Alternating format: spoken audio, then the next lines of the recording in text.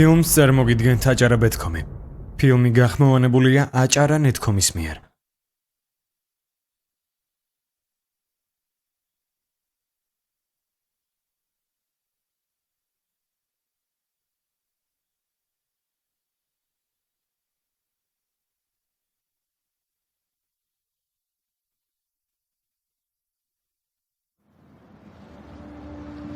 ლონდონი.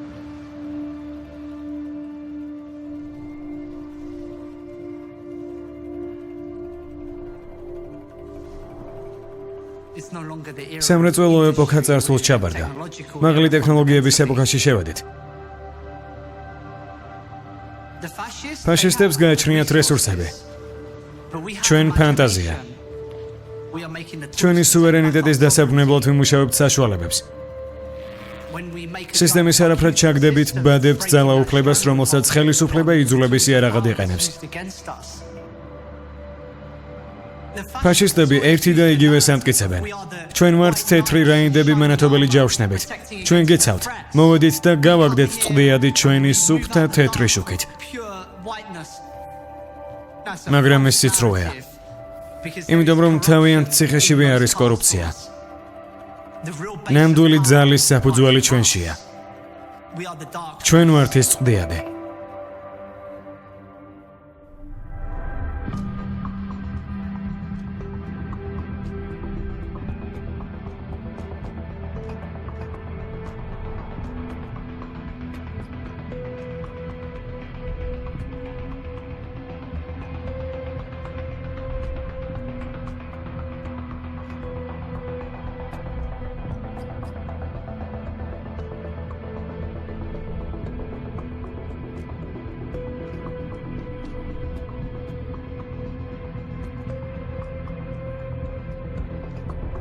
ღრმა ქსელი. ნიუ-იორკში დაიწყო სასამართლო, რომელსაც გააჩნია პოტენციალი ძალიან შორს მიმავალი შედეგები გამოიყოს. ეს არის ინტერნეტში მოთავსებული პირადი მონაცემების უსაფრთხოების საკითხი. ათასობით ნარკოტიკი შემოვიდა შავი საიტიდან სახელად Silk Road. მთავრობა უკვე საზღვრებს გაცდა, რათა ეს მონაცემები მოეპოვებინა. ამას ვერ გავიქცევით. ეს არსებულ სისტემაში ყველაზე ძლიერი დარტყმა იქნება.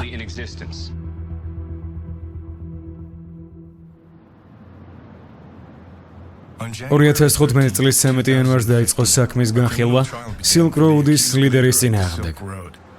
ეს ინტერნეტის შავი ბაზარი ცნობილია როგორც ღრმა ქსელი.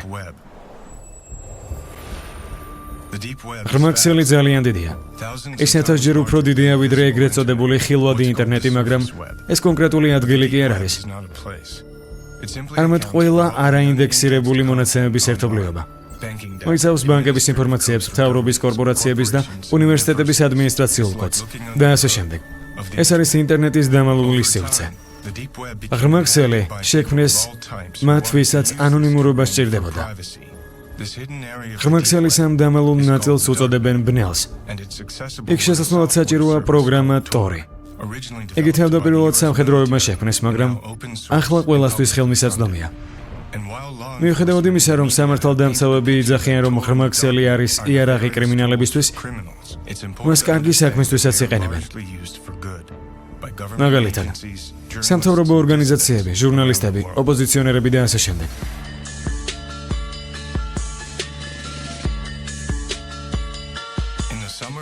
2011 წლის ზაფხულში ბნელ ქსელში გაჩნდა Silk Road-ის რეკლამები. იქ ვაჭრობდნენ ყველანაირი საქონლით, მაგრამ ძირითადად ნარკოტიკებით. ნარკოტიკების ინტერნეტით შეძენა აქამდე შესაძლებელი იყო, მაგრამ ასეთი მასშტაბური და მოთხოვნადი როგორც Silk Road-ია არსად არ ყოფილა. საიტი დიდხანს დამალული ვერ ჩერდებოდა. ათასობით ადამიანი შედის ამ საიტზე, რათა იყიდოს ნარკოტიკები. ყალბის ებუთები და ასევე მკვლელის დასაქირავებლადაც შედიან. მას ქვია Silk Road. მოდი ვნახოთ 13,000-დან რამდენიმე საქონელი. ძალიან სუფთა კოკაინი, ნამდვილი LSD, მაღალი ხარისხის MDMA და ეს ყველაფერი მიაქვთ სწრაფად და უფასოდ. ამ საიტზე ვაჭრობა $1,200,000,000 გადააჭარბა. ყიდველების და გამყიდველების რაოდენობა 960,000 შეადგენს. ძირითადად შეერთებულ შტატებში და კიდევ სხვა ქვეყანაში. YouTube-ზე მრავალი ვიდეოა ამის მსგავსი, რომელსაც 15,000 ნახვა აქვს და ნაჩვენებია თუ როგორ გადმოვწეროთ ტორი, რომელიც ათასობით კომპიუტერიდან იძიებს მონაცემებს და გვიხსნის ღია ანონიმურ ბაზარს. ბნელი ინტერნეტში გამოიყენებენ ვირტუალურ ვალუტას, რომელსაც ბიტკოინი ქვია. ბიტკოინის საშუალებას იძლევა შეასრულონ ანონიმური ტრანზაქციები, რომლის კვალსაც პოლიცია ვერ მიაგნებს. ჰეროინი, ოპიუმი, მარიხუანა, MDMA, ჰალუცინოგენები, ოპიადები. აქ ყველაფერია. აი აქ არის აქსიკადონი, კოდეინი, შავი ჰეროინი. აქ ყველაფერს იპოვე. ყველაფერი ღიად აქვს. გასაყიდად არის ეს ყველაფერი, წარმოუდგენელია. Silk Road-ის წარმატების მომტანი ტორის და ბიტკოინის ერთობლიობა იყო. ბიტკოინი არის ტექნოლოგია, რომელიც იყენებს კრიპტოგრაფიკულ კოდს, რათა შექმნას ციფრული ვალუტა. გამგზავნი მიმღებს აწვდის გასაღებს მხოლოდ და მხოლოდ ერთი სტრუქტურის საშუალებით, რომელსაც ბლოკჩეინი ეწოდება. ბიტკოინი არც თუ ისე ანონიმურია, მაგრამ ფრთხილად თუ მოვიქცევით, გვაძლევს საშუალებას, რომ თავი არ დავიფიქსიროთ. ამიტომ ბიტკოინი Silk Road-ისთვის იდეალური ვალუტა გახდა, რომელსაც ვერც ბანკები აკონტროლებდნენ და ვერც სამთავრობო ორგანიზაციები. ნიუ-იორკი. Silk Road-ის შემდეგ მის შემდეგ გავიგე, რაც გაუკერში ადრიან ჩენის სტატია წავიკითხე. ჩემი აზრით ეს საქმე უბრალოდ კი არ აფიქსირებდა Silk Road-ს, არამედ მისი პოპულარობის ზრდას ეხმარებოდა. მან ახალი მომხმარებლების ყურადღება მიიპყრო, რამაც გაზარდა ყოველდღიური ვიზიტორების რაოდენობა. იმ მომენტში მეგონა, რომ საერთოდ არ ვიყავი ამის აზრზე. მომინდა მეტის გაგება Silk Road-ის შესახებ.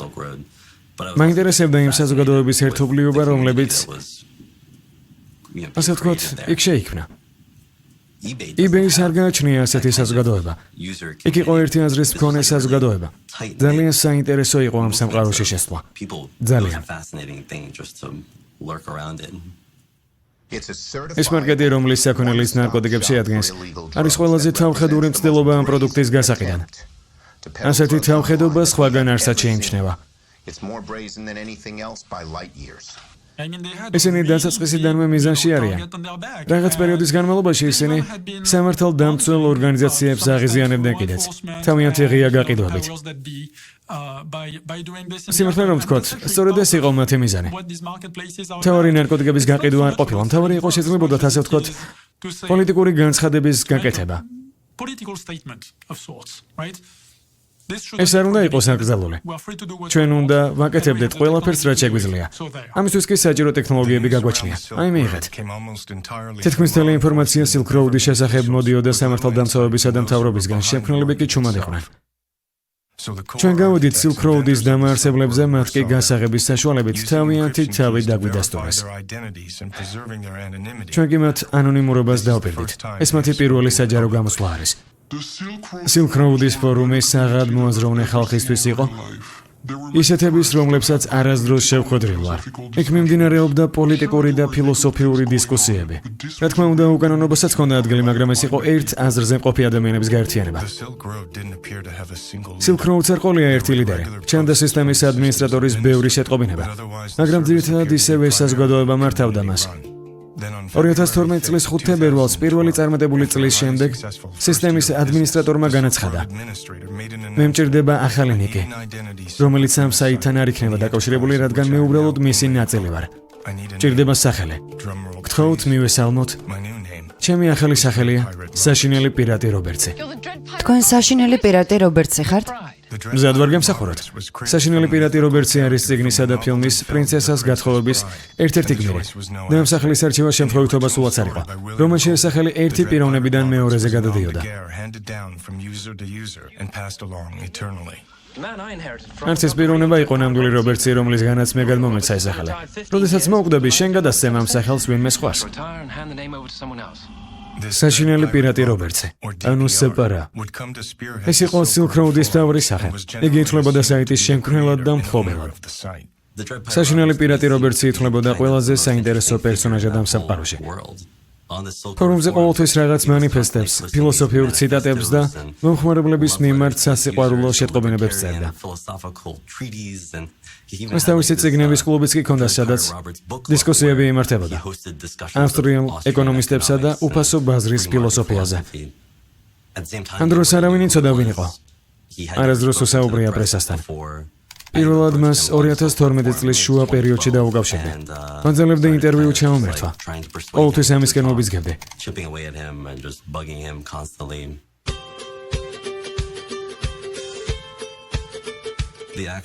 ფიქრობ იმის გამო დამსახდა, რადგან ბნელ ქსელში მისი კონკურენტი საიტი გამოჩნდა სახელად ატლანტისი.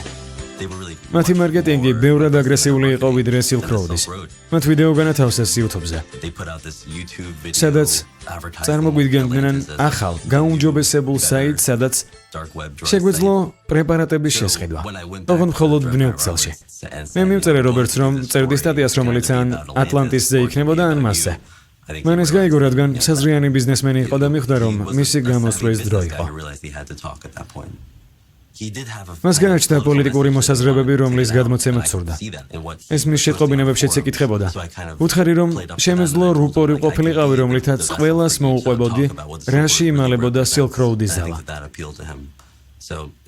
8 თვე დამჭირდა, მაგრამ საბოლოოდ მაინც დამთანხმდა ინტერვიუს ჩამორთმევაზე. რა თქმა უნდა, თავის დროზე არაფერი მოუყოლია, ან საცხოვრობდა, ან რამდენი წლის იყო. ან საერთოდ ვინ იყო? მსგავს არაფერს მეუბნებოდა. რამ გადაგადგმევინა ნაბიჯი შეგექმნა Silk Road-ი. მე არ შემექმნია Silk Road-ი. ეს ჩემს წინ ვინც იყო, მან გააკეთა. ყველაფერი დაიწყო ბიტკოინისა და ტორის შეერთებით, რომ შექმნილიყო ანონიმური ბაზარი. ყველა ელემენტი ჰქონდა, ჩვენ უბრალოდ შევაერთეთ ისინი. მე არ ვარ Silk Road-ის პირველი ადმინისტრატორი. ძალიან ფრთხილობდა. ფრთხილობდა, რომ პატარა ინფორმაციაც არ მოეწოდებინა იმის შესახებ, თუ რა ხდებოდა შიდა Silk Road-ის სამზარეულოში. ეს ლოგიკურიც იყო, მას ხომ ყველა სამართალდამცავი ორგანიზაცია ნადირობდა. რა არის შენი როლი ამ საიტზე? Silk Road-ი საერთო ძალებით იმართება. ამიტომაც ამ სამუშაოს მხოლოდ მე არ ვასრულებ. თავი იდეები ერთობლიობაში მოდის და არა ჩემგან. მან მაინც მითხრა მისი მოსაზრებები და Silk Road-ის პრინციპების შესახებაც მილაპარაკა. რას არ გაყიდდით? ჩვენ არ ვაძლევთ საშუალებას გაყიდონ ისეთი საქონელი, რომელიც უდანაშაულო ხალხს დააზარალებს. მაგალითად, იკრძალება მოპარული ნივთების გაყიდვა. ასევე ყალბი ფულისა და კუპონების, დაქირავებული მკვლელების მომსახურება და ბავშვების პორნოგრაფია. Silk Road-ის არც ერთი საქონელი არ მიეკუთვნება ჩემ მიერ ჩამოთვლილებს. იდეა მარიხუანის და თუნდაც ჰეროინის ლეგალიზაცია არ ყოფილა. მას სურდა დაემკვიდრებინა ახალი ურთიერთობა ხალხსა და მთავრობას შორის, სადაც მთავრობა ვერ გააკონტროლებდა ხალხს თუ რას ყიდდა ის. რაილის Silk Road-ს მომავალში. Silk Road-ი ცდილობს თავიდან აიცლოს მთავრობის კონტროლი, რომელიც ჩვენი ცხოვრების ყველა ასპექტს ეხება. არა მარტო ნარკოტიკების მიღებას. მიუხედავად სამართალდამცავი ორგანიზაციებისა, ყოველთვის არის საშუალება იცხოვრო ისე, როგორც თვლი საჭიროდ. შეიძლება ამას არ უნდა ვამბობდე, მაგრამ ძალიან მომეწონა ის საშინელი პირატი რობერტსი, რომელსაც მე ვესაუბრა. საინტერესო პიროვნებად მომეჩვენა. კარგად დახვეწილი ფილოსოფიით. მეგონა შუა საუკუნეების ბრძენ პიროვნებას ვესაუბრებოდი. მაგრამ Silk Road-ში ყველას ლიბერტარიანული ფილოსოფია არ ჰქონდა. მათ აერთიანებდათ ერთი რამ, ეგრეთ წოდებული ნარკოტიკებთან ომი. წავედით რისკზე შეგვექმნა საიტი და იქ დაგვეწყო ვაჭრობა. იმიტომ რომ პირველ რიგში გვინდოდა შეგვექმნა თავისუფალი ბაზარი. ნარკოტიკებს თავს ვერც ავარიდებთ. ეს ძალადობა იმათგან არ მოდის, ვინც ყიდულობს ან ყიდის ნარკოტიკებს. პოლიცია და ფედერალური ბიურო ნამდვილ ომს იწყებს ამის წინააღმდეგ. ძალადობაზე საუბარი კი ზედმეტია. And not to mention the horrendous violence that we commit overseas on people. We're the biggest. რაც შეეხება ნარკოტიკებს, ჩვენ ვართ მთავარი აგრესორები მთელს პლანეტაზე. შტატების მოსახლეობის დიდმა ნაწილმა განუცხადა მათ. არ გვინდა ჩვენ ეს ომი გაგრძელდეს. ისინი ნარკოტიკების დემონიზირებას ახდენენ. ამის საფუძველი არის შიში, დობა და ეჭვი. ხედავდი, რომ Silk Road-ი უბრალოდ კიბერკრიმინალური სქემა არ იყო. ეს იყო პიროვნება, რომელმაც თავისი თავი ამ მოძრაობის ლიდერად დაინახა. საშინელი პირადი რობერტსის როლის შესრულებისას ერთი რამ ნამდვილად ვისწავლე. როდესაც ერთს გაახარებ, მეორეს აუცილებლად დაწყენინებ. მაგრამ სამუდამოდ ჩუმად ვერ დავრჩებით. ვიძახით ახალ იდეას და დრო ამ მსოფლიომ გაიგონოს. ჩვენი მიზანი არ არის ნარკოტიკების გაყიდვა. უბრალოდ გვინდა რომ ჩვენი უფლებები გამოვიყენოთ და არავის დავემორჩილოთ თუ ჩვენ ცუდს არ ვაკეთებთ. Silk Road არის ამ იდეის განმაცხადებელი. დანარჩენი მეორე ხარისხოვანია. Silk Road მუშაობდა, რადგან საშინელ პირად რობერტს ენდობოდნენ. მას ნებისმიერ დროს შეეძლო საიტი დაეხურა. გაქცეულიყო და თან წაიღო ყველა ბიტკოინები. ასეთი შემთხვევა სხვა საიტებზე ყოფილა, მაგრამ მან ეს არ გააკეთა. ხალხს სჯეროდა, რომ ის ლიბერტარიანულ და კრიპტოანალისტიკურ პოზიციაზე ყოველთვის დარჩებოდა, რომლებიც 1990-იანების კრიპტოანარქისტების ფესვებს უბრუნდებოდა. 25 წლის ჯგუფმა, რომელიც შედგებოდა მათემატიკოსებისგან, კრიპტოანარქისტებისგან და ჰაკერებისგან, დაიწყო ერთმანეთის სახლებში ვიზიტები. ამ ჯგუფს სახელად შიფროპანკები დაერქვა.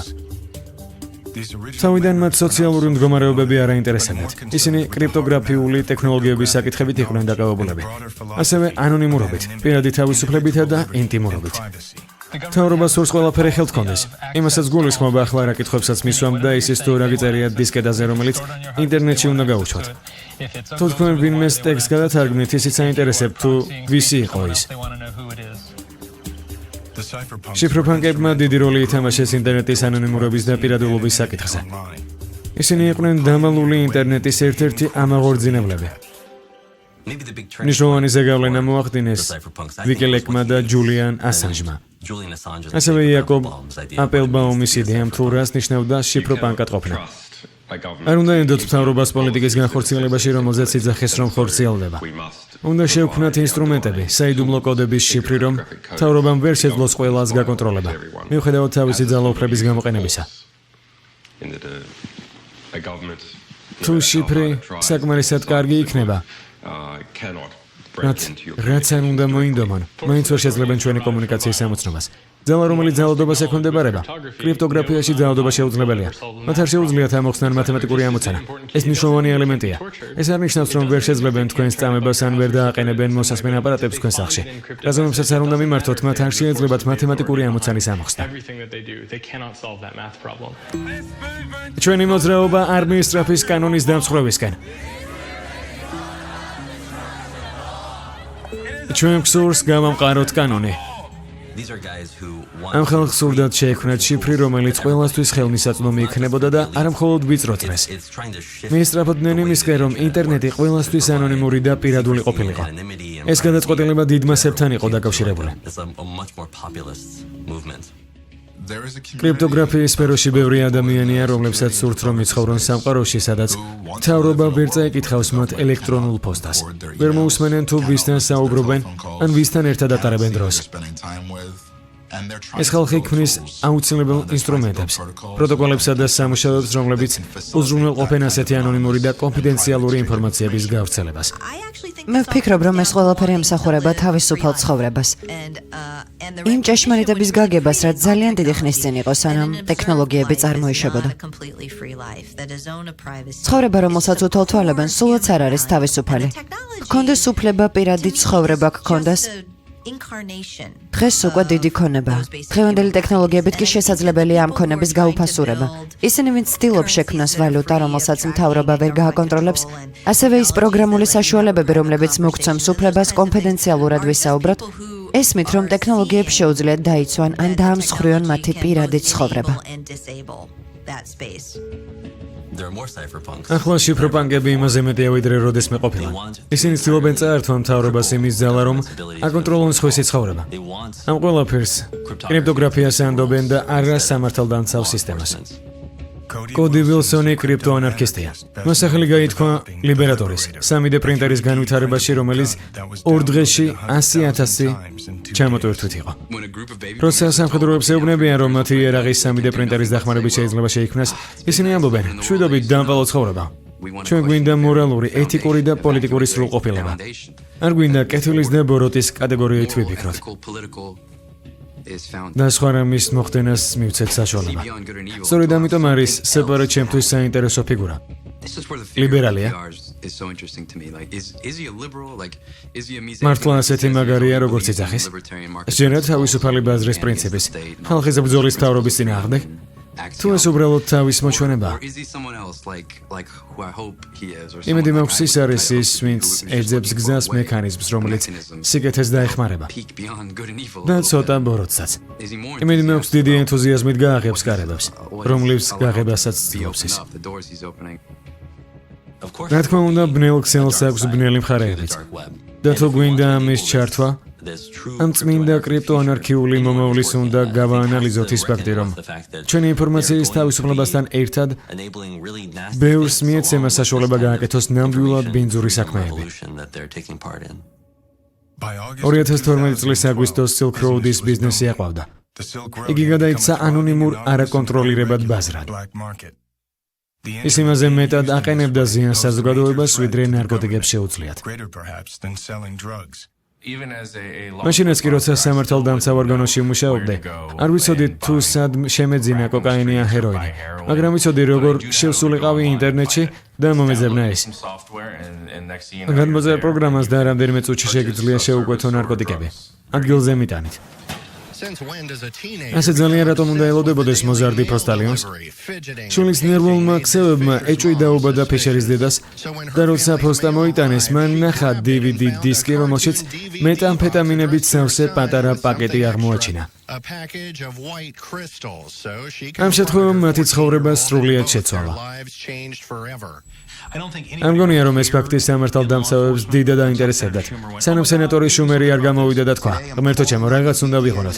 დღეს მე ვთხოვ ნარკოტიკებთან ბრძოლის სააგენტოს მიიღონ ზომები და სასწრაფოდ დახურონ ეს საიტი. სანამ უარესად არ დავზარალდით." სამართალდამცავებს იმდენი რამ უნდა გაეკეთებინათ უბრალოდ ამ საქმის დასაწყებადაც კი, რომ არა სენატორის სიტყვები ისინი ხელსაც კი არ მოკიდებდნენ. დღეს ფედერალურმა ბიურომ დახურა საიტი, რომელიც ნარკოტიკების გაყიდვის ხაზით ყველაზე დიდ ბაზარს წარმოადგენდა.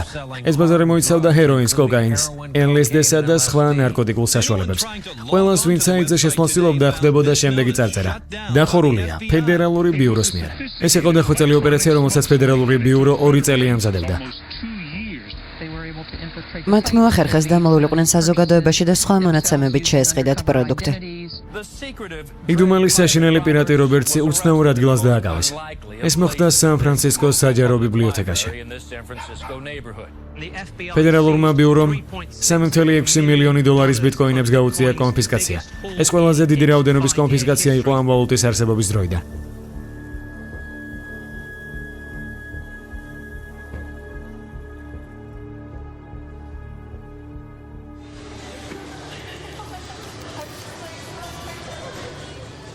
როდესაც ოქტომბერში გავრცელდა განცხადება, ლაპარაკი იყო 29 წლის ბიჭზე სახელად როს ულბრიხტი.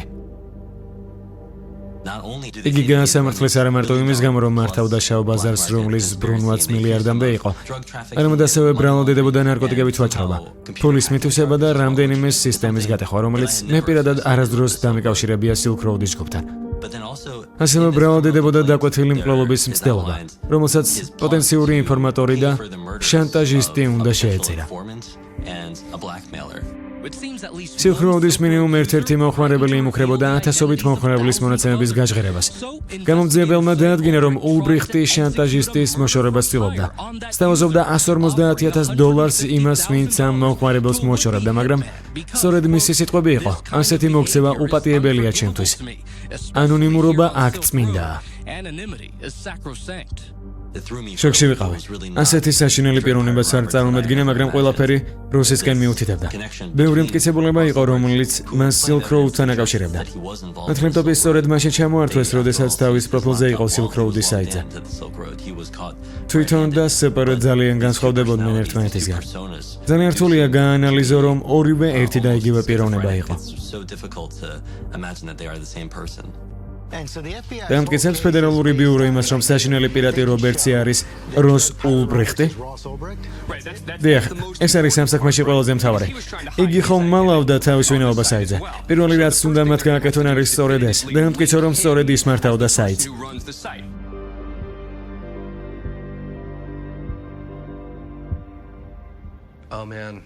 ხო, თითქოს ყველაფერი გუშინ მოხდა. კომპიუტერთან ვიჯექი და Facebook-ზე ვიყავი შესული. და ერთ-ერთი ჩემი ნაცნობი, რომელიც ბიტკოინებით, კრიპტოვალუტებით და ასე შემდეგ არის დაინტერესებული, აქვეყნებს ამ სტატიას, როს ულბრიხტი დაპატიმრებულია. იმ წუთასვე ლინკს დაუკავშირდი და ვკითხე რა ხდება. ჩემს წინ როსის სურათია და წერია რომ დააპატიმრეს. მან კი მიპასუხა. არ ვიცი, ახლა კოსტა-რიკადან მოვფრინავთ. ისინი სახლში მიფრინავდნენ. მე კი გაუგნებული ვიჯექი. ნამდვილად შოკში ვიყავი.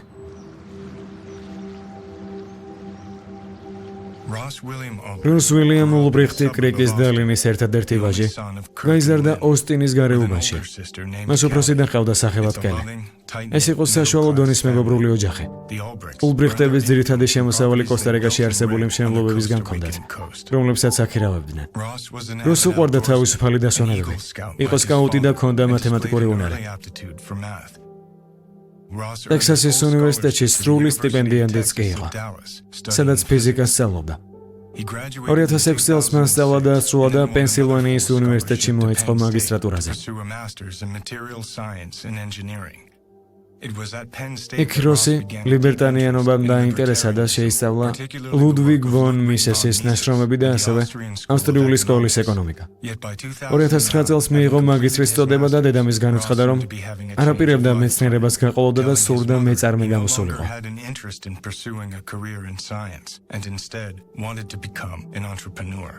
ოსტინში მან ნახმარი წიგნების მაღაზია გახსნა. წიგნებს ახალგაზრდული სამოქალაქო პროგრამის მეშვეობით ავსებდა. ზედმეტ წიგნებს კი ციხეებში არიგებდა. როდესაც პირველად შევხვდი და ყავას ვამდით, წუხდა რომ კოლეჯში სტუდენტურ საძმოში არ იყო. მახსოვს რომ გამიკვირდა. მაშინ ვერ ხვდებოდი რაზე საუბრობდა. ძალიან მონდომებული იყო სწავლისთვის და ამიტომაც უნივერსიტეტში დიდი სანაცნობო არ ყავდა. სწორედ ამაზე წუხდა ის. რაც შეეხება ჩვენს მომავალს, უბრალოდ როგორცაც მაშინ ხედავდით, ჩვენ გვაერთიანებდა მონდომება, რომ ჩვენი თვე გაგვეკონტროლებინა ჩვენივე ბედი. ის რომ მან თავისი წიგნების კომპანია გახსნა, ეს სრულიად ბუნებრივი იყო. ეჭვიც არ მეპარებოდა, რომ ასე მოიქცეოდა. თუმცა ბევრს ეშინია თავისი ბიზნესის დაწყების. როსმა კითხვა, რატომაც არა. მაგრამ ბიზნესი სასიკვდილო აღმოჩნდა და როსმა კომპანია დაკედა. თუ მისი პოსტებით ვიმსჯელებთ, ამ მომენტში როს გონება გაუნათდა. ულტრიხმა დაწერა. ახლა უკვე ჩემი პრიორიტეტები შეიცვალა. მინდა ადამიანები აგრესიისგან დავიხსნა. ეკონომიკური თეორიების დახმარებით. ამისთვის შევქმნი ეკონომიკურ მოდელს, რომელიც ხალხს მისცემს საშუალებას შეაბიჯონ სამყაროში, სადაც იძულება არ იარსებებს. 2010 წლის ბოლოს როსი ბუნტის თავად გადაიქცა. მან დატოვა მშობლების სახლი ოსტინში და გადასახლდა თავის დასთან სიდნეიში. შემდეგ კი ცოტახნით ისევ დაბრუნდა უკან. როგორც მისმა ოჯახმა იცის, ამ პერიოდში იგი ფრილანსერი იყო ელექტრონული ფინანსების სფეროში. ჩემი სახელია რენე პინელი, ვარ 29 წლის. დღეს 2012 წლის 6 დეკემბერია და ახლა თანამედროვე ებრაულ ხელოვნების მუზეუმში მიმყოფებით.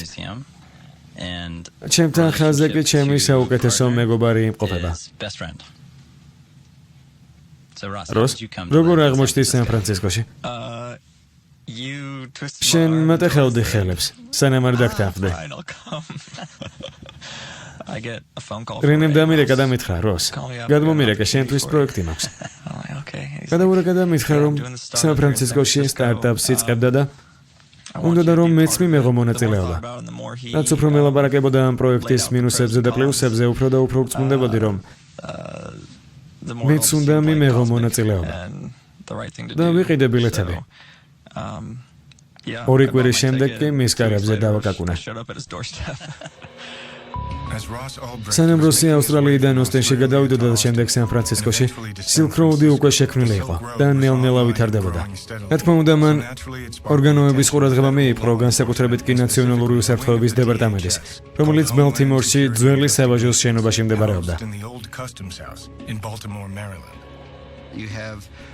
ჩვენი პოსტის ინსპექტორები სიეტლში და სასაზღვრო დაცვის დეპარტამენტში ამანათებში პოულობდნენ ნარკოტიკებით და სხვადასხვა ვალუტით სავსე პაკეტებს. მათ ჰქონდათ რაღაც საერთო და საბოლოოდ ორივეს Silk Road-ამდე მივყავდით. მაშინვე დაიწყო რამდენიმე კერძო გამოძიება და საბოლოოდ ყველამ ერთი და იგივე ადგილას მიგვიყვანა. ამ დროს ფედერალურმა ბიურომ საკუთარი გამოძიება დაიწყო, რომელსაც აგენტი კრის ტარბელი მეთაურობდა. ჩვენი ხალხი ყოველდღე 24 საათის განმავლობაში მუშაობდნენ, რომლებიც იძიებდნენ პატარ-პატარა მტკიცებულებებს. ინფორმატორები ჩაერთვნენ სამსახურში. როგორც კი Silk Road-ი გამოჩნდა, მაშინვე მათ საზოგადოებას სამართალდამცავები გაერიმნენ. 2012 წლის დასაწყისში უსაფრთხოების სამსახურმა, ფედერალურმა ბიურომ და ნარკოტიკების წინააღმდეგ ბრძოლის სააგენტომ გააერთიანეს ძალები, რათა ჩაეტარებინათ ოპერაცია მარკო პოლო და მოხვედრილიყვნენ Silk Road ჯგუფის სანდო პირებში. 2012 წლის იანვარში ჩემი გზავნილი იქნა კონფისკირებული. ამას ყურადღება არ მივაქცია და მუშაობა ჩვეულებრივ განვაგრძა. ეს სისულელე იყო. 28 ივნისს დამაკავა პოლიციამ ნარკოტიკების წინააღმდეგ ბრძოლის სააგენტომ, ფედერალურმა ბიურომ და პოსტის ინსპექტორმაც კი. სახლთან ახლოს ფურგონში ჩამაჯინეს. ეს იყო ეგრეთ წოდებული შედეგით დაინტერესებული დაკავება. მაშინ არ გამოსამართლეს. ჩემი კომპიუტერი უფრო გამოსადეგი იყო, სანამ თავისუფალი ვიყავი. ვფიქრობ, ასე მოექცნენ რამდენიმე გამყიდველს, რათა გაიზარდათ ინფორმატორების რიცხვი. ოპერაცია საგრძნობლად წინ წავიდა, როდესაც აგენტმა, რომელსაც საიძე ნობი ერქვა, მოახერხა საშინელ პირად რობერტსთან კავშირის გეგმა. სამომავლოდ კი ამან შოკის მომგვრელ შედეგამდე მიიყვანა. აგენტმა სპრ-ს უსაყვედურა რამდენიმე პროდუქტის შესახებ. არ მიღირს 10 კილოზე ნაკლები საქონელის ყიდვა. სპრ-მ ნობს დახმარება შესთავაზა, გამყიდველის მოძებნის სახით. ამისთვის კი მისთვის სანდო პირს მიმართა, რომელსაც საიძე ქრონიკ პეინი ერქვა. ეს დასაწყისთანავე Silk Road-ის ერთ-ერთი მთავარი ადმინისტრატორი იყო. ფორუმზე მისი განცხადებები მრავლად იყო, სადაც მოუწოდებდა ხალხს ნარკოტიკების დოზების შემცირებისკენ. მაგრამ ეს უშფოთველი დრო უნდა დასრულებულიყო. ამ შეთანხმების დეტალების განსახილველად ქრონიკ პეინმა ნობს თავისი საცხოვრებელი ბინის მისამართი მისცა. ამ ცნობის შემდეგ ქრონიკ პეინი მალევე დააკავეს და გაკურებულებიც კი დარჩენ, რადგან 47 წლის მამაკაცის სახელად კურტის კლერკ გრინი ბნელი ქსელის კრიმინალი აღმოჩნდა. ვიღაცა უცნობად გაებნება და რა ხდება შემდეგ? ისე იყენებათ როგორც მოწმე თანამშრომლობ პოლიციასთან. მათ სისტემის ადმინისტრატორი დააკავეს. გრინს სხვა Silk Road-ის ადმინისტრატორების მონაცემები გააჩნდა. საშინელი პირატი რობერტსის ჩათვლით. სპრ-მ დაწერა. ალბათ ის ამღერდება, მინდა რომ ის გააქრონ. შემდეგ დღეს კი ასეთი შეტყობინება დაწერა. არ ეწამოთ, უმჯობესია მოკლათ. და მკვლელობას დადგეს. მოკლული გრინის გვამის სურათი სპრ-სთან იყო გაგზავნილი, რომელმაც ბიტკოინებით გადაიხადა. ამის შემდეგ კიდევ 5 მკვლელობა იყო შეკვეთილი, რისთვისაც სპრ ჯოჯოხეთის ანგელოზებს მათ დაუკავშირდა, მაგრამ აქედან ორი სახელი მოგონილი აღმოჩნდა. სამართალდამცავებს გრინის გარდა არც ერთი მკვლელობა არ შეხვედრიათ. გრინის შემთხვევის შემდეგ საშინელ პირად რობერტს ბრალდებოდა ნარკოტიკებით ვაჭრობა, მოწმის მკვლელობა და შეკვეთილი მკვლელობის მცდელობა. მაგრამ ამ დროისთვის პირატი რობერტსის ვინაობა მათთვის უცნობი იყო. ამიტომაც აგენტები აგრძელებდნენ სპრ-სთან მიწერას. ის კი კვლავაც პასუხობდა მათ. So the embedded agents continued to communicate with DPR, and DPR continued to respond. 2013 წლის ივნისში როსის სხვა ბინაში გადავიდა, რომელიც განცხადების საფუძველზე იპოვა. მის მეზობელს თავისი სახელი არ განადოდა, მის წინაშე წარსდგა როგორც ჯოშუა ტერე. ამ დროისთვის აგენტმა გარი ალფორდმა გუგლში უმარტივესი გზით აღმოაჩინა ძველი ელექტრონული წერილი, სადაც განიხილებოდა Silk Road-ის შექმნის საკითხები და სწორედ აქედან გავიდა ვინმე როს ულტრიხის პროფილზე.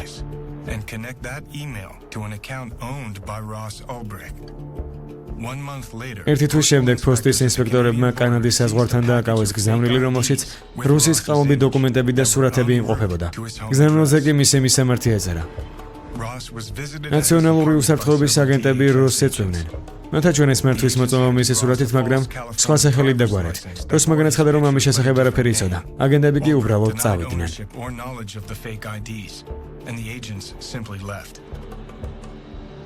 თუ ვინმეზე გაქვს საჭირო რომ დამნაშავეა, ძალიან მნიშვნელოვანია შეხვიდე მასთან პირისპირ.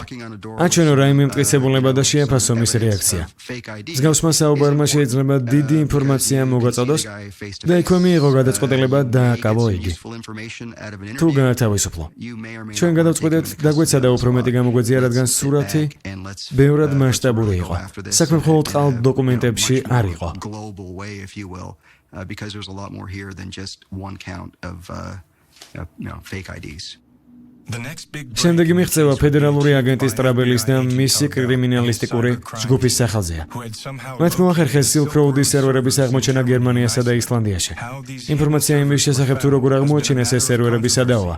მაგრამ ფედერალურ ბიუროს აქვს Silk Road-ის სერვერის ასლი, რომლის საშუალებითაც იმედოვნებენ ნიღაბით ჩამოხსნან საშინელ პირად რობერტს. მათ ჩათვალეს, რომ სადღაც სისტემაში ხარვაზი უნდა ყოფილიყო, მაგრამ მისი აღმოჩენა ვერ შევძალე. მაგრამ ეს ნამდვილად იყო. ამიტომაც დაურეკე მეგობარს და ვუთხარი, რომ სისტემა დაუცველე იყო. ერთი წლის განმავლობაში აგენტი ჩიკაგოდან სახელად ჯარ დერ იეიგანი Silk Road-ში მუშაობდა და ერთ-ერთ მთავარ ადმინისტრატორადაც იქცა. სახელად სირუსი. იმის შემდეგ, რაც როსი დაუკავშირეს Silk Road-ის შექმნას და აქვე დაემთხვა მისი ყალბი დოკუმენტების აღმოჩენა, მან მთავარი ეჭვმიტანილის სტატუსი მიიღო. 1 ოქტომბერს ერთობლივი ძალებით დერ იეგიანმა და ტრაბელმა ჩაატარეს დაკავების ოპერაცია. დერ იეგიანი სიტყვებით იგი როსის ახალსაცხოვრებელ ბინასთან ჩასავდა. შემდეგ სირუსის გამოყენებით რობერტს დაუკავშირდა Silk Road-ში. მალე როსი ბიბლიოთეკისკენ გაემართა ინტერნეტის გამოსაყენებლად. როდესაც სეპარა შევიდა Silk Road-ზე, დერ იეგიანმა გასაბრძანება რომ დაეკავებინათ როსი.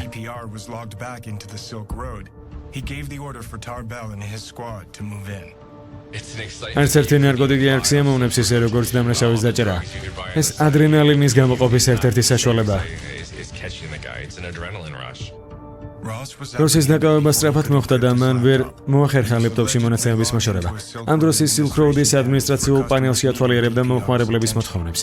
ის ნარკომანების მხსნელი იყო. ტექნიკურად ძალიან განათლებული იყო და ჭკვიანურად ჰქონდა დამალული არა მარტო საიტი, არამედ მთელი ბაზრის ქსელი, რომელზეც ნარკოტიკული საშუალებების გაყიდვა მიმდინარეობდა.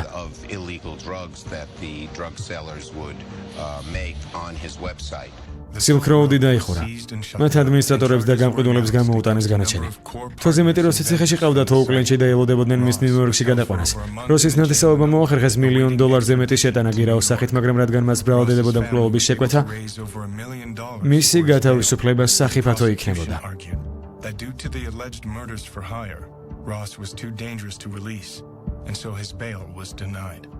ვფიქრობ, რომ ეს არასწორი გადაწყვეტილება იყო. იგი არც გაქცევას აპირებდა და არც არავისთვის იყო სახიფათო. არც კი წარმომიდგენია, რომ მას ეთქვა. ამის მოშორება მინდა. ეს ხომ სასაცილოა. ვფიქრობ, ეს მისი ერთ-ერთი დამხმარე იქნებოდა. ვიღაც გაუწონასწორებელი თავის თავზე ჩაციკლული პიროვნება. ამის დაჯერებისთვის მზად ვარ.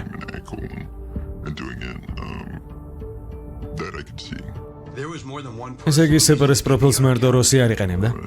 ჩემი აზრით კიდევ მინიმუმ 2 ადამიანი იყენებდა, მაგრამ ამას მნიშვნელობა აღარ აქვს. სწორედ ამიტომაც მიეწერა მას ეს შეკვეთილი მკვლელობა, რაც ძალიან სისულელეა. სენატორის გამო მას ბოლომდე გაწურავენ.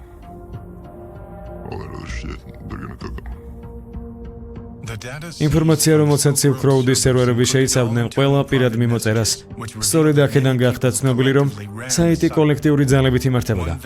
ერთ-ერთი გამყიდველი სახელად ვერაიტი ჯონსი იყო აქტიური მომხმარებელი Silk Road-ის საწყისი ნაბიჯებიდანავე. ის ერთ-ერთი წამყვანი ფიგურა იყო, სწორედ მან შესთავაზა ადმინისტრატორს სახელი გადაეკეთებინა. თუმცა უმთავრეს ფიგურას მაინც როს ულბრიხტი წარმოადგენდა. ერთ წელზე მეტი როსი წინასწარ დაკავების იზოლატორში ყავდათ, ბრუკლინში. ელოდებოდნენ სასამართლოს გადაწყვეტილებას, 6 კვირა სამარტო საკანში. როსი მის უდანაშაულობას ამტკიცებდა და უარყოფდა, რომ იყო საშინელი პირადი რობერტსი. მისი მოსმენა 2014 წლის 10 ნოემბერს ნიუ-იორკში დაინიშნა. მას მინიმუმ 30 წლიანი და მაქსიმუმ უვადო პატიმრობა ემუქრებოდა.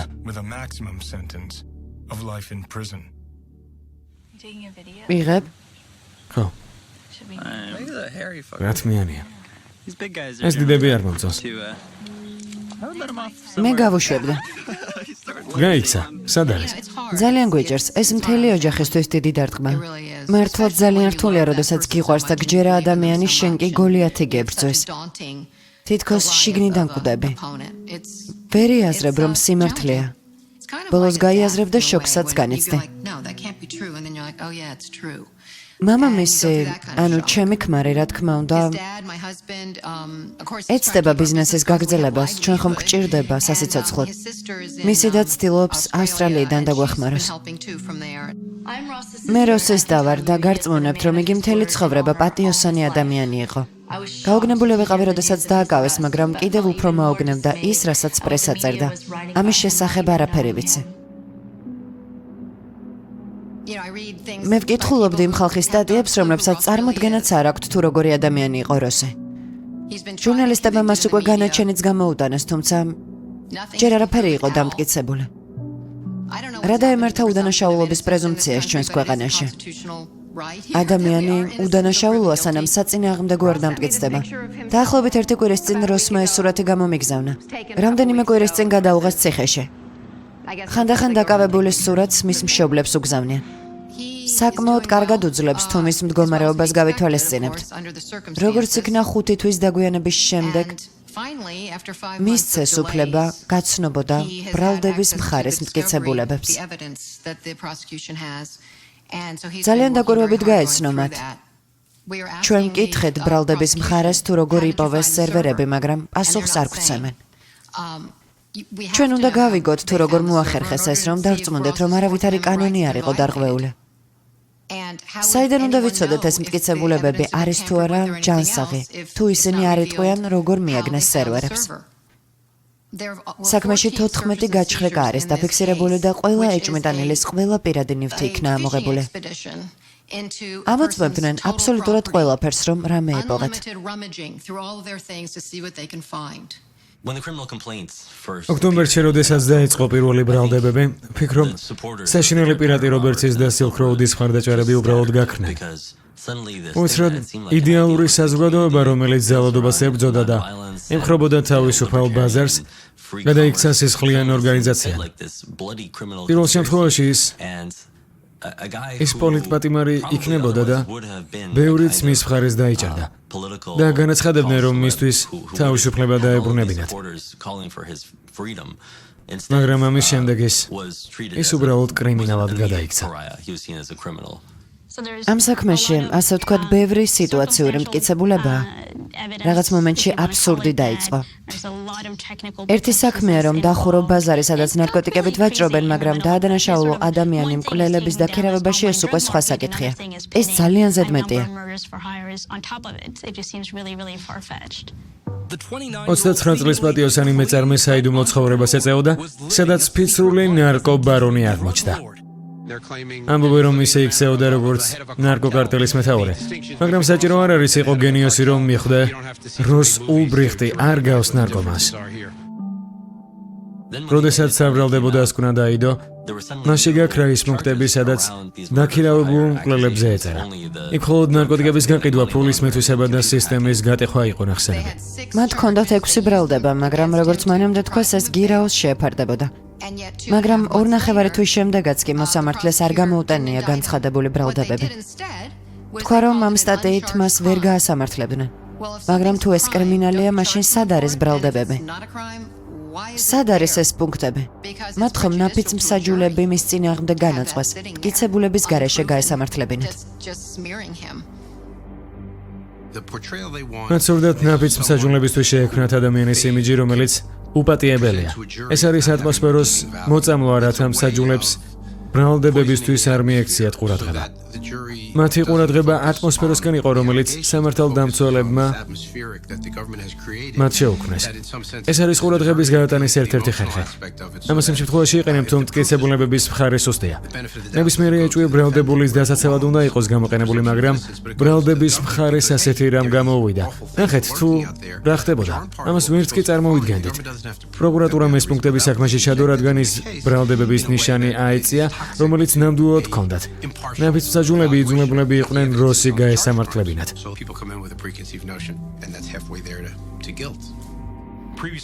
თავდაპირველად მკვლელობების შეკვეთასთან დაკავშირებული ბრალდებები საქმე შეიდო, მაგრამ შემდეგ უბრალოდ ამოიღეს. ფაქტია, რომ ეს ვერ გაქნებოდა.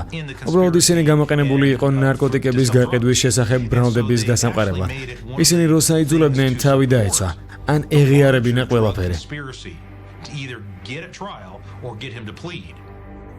ეს გარკვეულწილად მახე იყო. პროკურორმა მას არაოფიციალურად დასდო ბრალად მკვლელობის შეკვეთა. მიუხედავად იმისა, რომ ის გაასამართლეს ძალადობის არ მქონე ბრალდებებით, იგი მაინც მკვლელად ითვლებოდა. სწორედ ასეთმა მიდგომამ მისცა სასამართლოს საშუალება როსისთვის ასეთი იმიჯი შეექმნა. მიუხედავად დაკავებისა, როსი და მისი უახლოესი მეგობარი რენე პინელი ყოველთვის უკავშირდებოდნენ ერთმანეთს. რენემ უარი განაცხადა ინტერვიუში ამორთმევაზე, რაც იმით გაამართლა, რომ შესაძლო იყო მისი სიტყვები როსის წინააღმდეგ გამოეყენებინათ. მაგრამ მაინც დათანხმდა ჩემს კითხვებზე პასუხი გაეცა, ოღონდ მხოლოდ ელექტრონული პოსტით. როსი საშუალო სკოლაში გავიცანე. იგი არასდროს არავისთვის არ ეუბნებოდა და არასდროს განეკითხავდა ხალხს. რა რეაქცია ჰქონდა, როცა დააკავეს? განადგურებული ვიყავი, ვერ ვიჯერებდე. როგორი იყო შენთვის ამ პროცესის ყურება?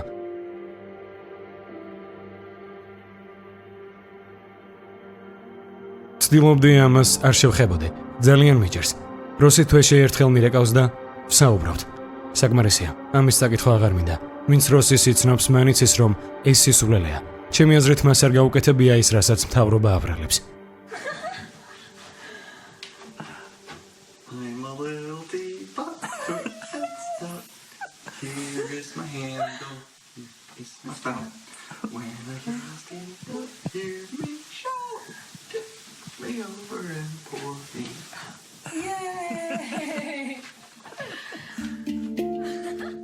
ძიმე ბრალდებების გამო როს არ მისცეს უფლება ინტერვიუ მიეცა პრესისთვის. ამიტომ ჩვენ შეგვიძლია მხოლოდ მის ფოტოებს და ვიდეო ჩანაწერებს გავეცნოთ.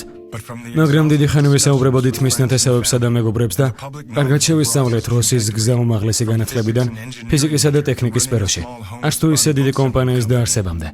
დაგვიჭერს გავიგოთ თუ როგორ შეეძლო მას მარტო შეექმნა Silk Road. უზარმაზარი რთული ონლაინ სერვისი, რომელსაც მილიონობით მომხმარებელი ჰყავდა. დიახ, როსი ჭკვიანი ბიჭი იყო. დაინტერესებული იყო ლიბერტარიანული ეკონომიკური თეორიით, რომელიც ასახულია საშინელი პირატი რობერტსის პოსტებში, მაგრამ მას არ ჰქონდა ინტერნეტ კომპანიის პროგრამირების და შექმნის გამოცდილება. რა აკავშირებს როს საშინელ პირად რობერტსთან, რომელიც უცნობიარე? სპრ-ის მთავარი მოტივი ნარკოტიკების ბაზრის თავისუფლება იყო. სწორედ ამ მორალით აგრძელებდნენ სხვა დანარჩენი ადმინისტრატორების მუშაობას.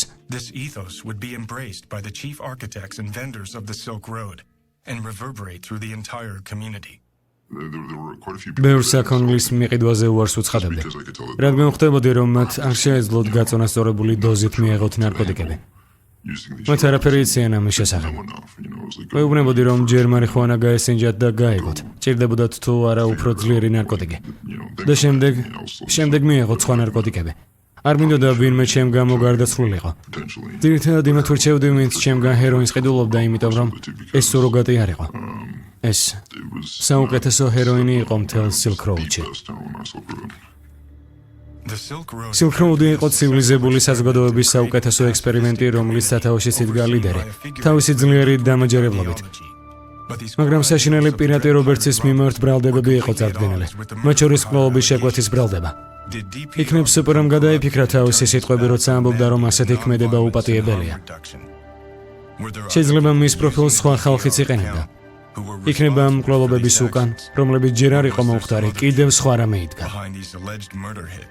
That produced no victims.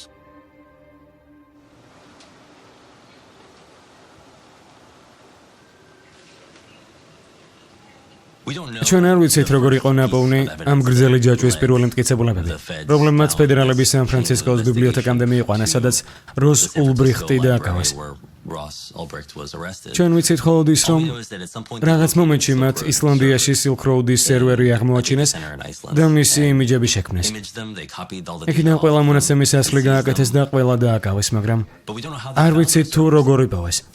Silk Road-ის მთელი აზრი იმაში ვიდო, რომ მუშაობდა მხოლოდ ტორის საშუალებით, რომელიც მის კონკრეტულ ადგილმდებარეობას ფარავდა. ამ კომპიუტერის აღმოჩენა ფედერალებისთვისაც ძალიან რთულია. ის მემოკითხვა, თუ როგორ მოახერხეს მათ ან თუნდაც ნარკოტიკების საწინააღმდეგო ორგანიზაციამ სერვერების პოვნა. ეს ჯერ კიდევ პასუხგაუცემელია. პროსის საქმეში ამის შესახებ არაფერია ნახსენები. თავდაცვის მხარე ამ დეტალს ებრაუჭება, რადგან ბრალდების მხარეს აშკარად არ უნდა ამაზე საუბარი. მაშინ უკვე ჩდება კითხვა, დაირღვა თუ არა მეოთხე შესწორების საკითხი. შეუძლიათ სამართალდამცავებს გამოიყენონ ჰაკერული მეთოდები, როდესაც სურს ეჭვმიტანილის მიმართ მტკიცებულებები მოიძიოს. თუ აქვთ მაშინ რომელი ორდერი არის ამისთვის საჭირო? თუ იქ მართლაც იყო მეოთხე შესწორების დარღვევა, რომელიც იყო პირველი მტკიცებულება, რომელმაც როს ულბრიხტამდე მიიყვანა, მაშინ ბრალდების მხარეს სერიოზული პრობლემები გააჩნია. ამას შეიძლება ყველა მტკიცებულება გააბათილოს. მთავრობას არაერთხელ დაუჭია სხვა ადამიანები იმის გამო, რაც თვითონ მთავრობამ ჩაიდინა. კანონმდებლობაში გარკვევით წერია, რომ თუ სამართალდამცავი გამოიყენებს ჰაკერულ მეთოდებს, ესე იგი იმას, რის გამოც მოქალაქეებს ვაკავებთ, ეს არის კანონდარღვევა. სწორედ ამიტომ იძახიან სულ, რომ მათ არაფერი უკანონო არ ჩაუდენიათ და თან ძალიან კარგად იცოდნენ, რომ მსგავსი მოქცევისთვის სხვებს ციხეში უშობდნენ.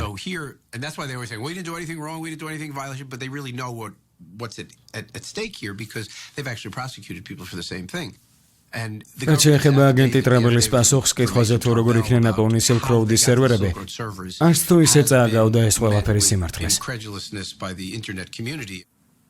ტრაბელის განცხადება, მარტივად რომ ვთქვათ, სიმართლისგან ძალიან შორს არის.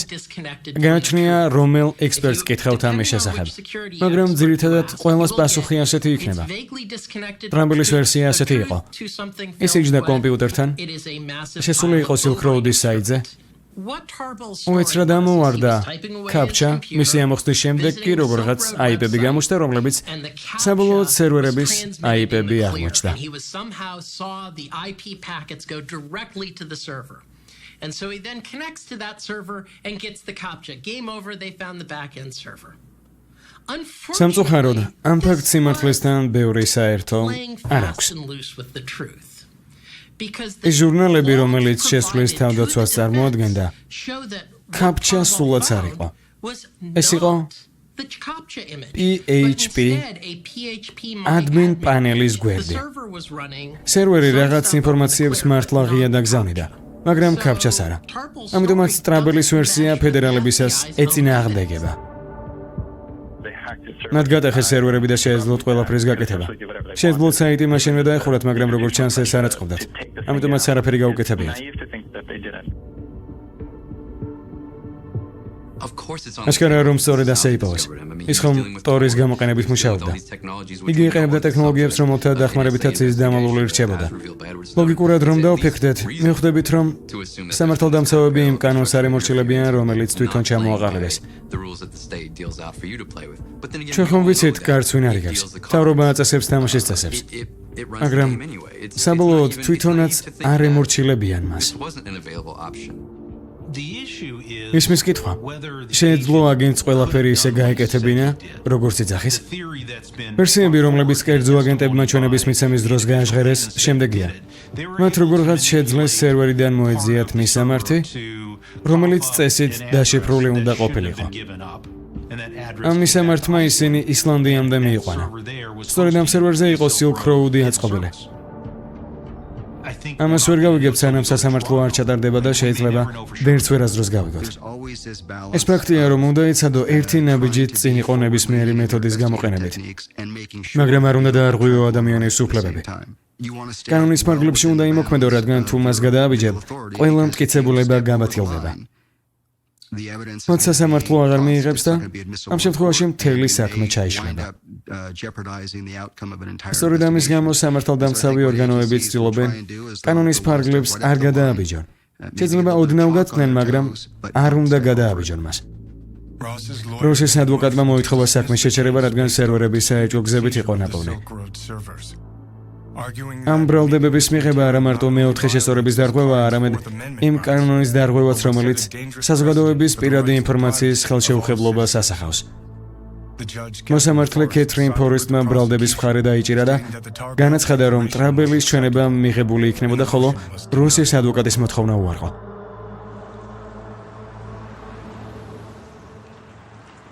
ციფრულ ეპოქაში გაჩხრეკის და დაკავების კანონი ისეთი შეზღუდვებით არ არის, როგორც რეალურ სამყაროში და საქმე მხოლოდ ამ კანონში არ მდგომარეობს.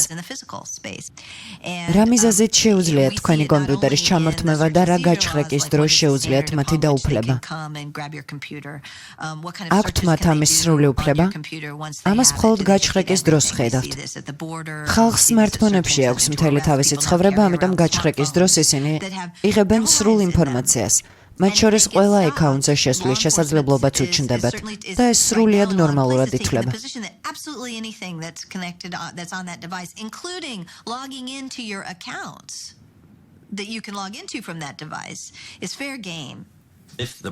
თუ ბრალდება იქნება ორდერის გარეშე ჩატარებული გაჩხრეკის შედეგად დამოღებული მტკიცებულებებით, ეს იქნება მეოთხე შესწორების დარღვევა ციფრულ ეპოქაში. შეიძლება ყველაზე მომაკვდინებელი საქმე იყოს Silk Road-ისთვის. In fact, maybe the most lasting effect of the Silk Road. სისხლის სამართლის სფეროში არსებობს ასეთი ალგორითმი. როდესაც დიდი საქმისთვის ხდება წესების შეცვლა, ან ხდება გამონაკლისის შემთხვევა კონსტიტუციურ უფლებებში. ამ შემთხვევაში პრეცედენტი წარმოიქმნება. ამის შემდეგ კი საქმე ძალიან მარტივდება და მიზანი ამართლებს თავის ქმედებებს.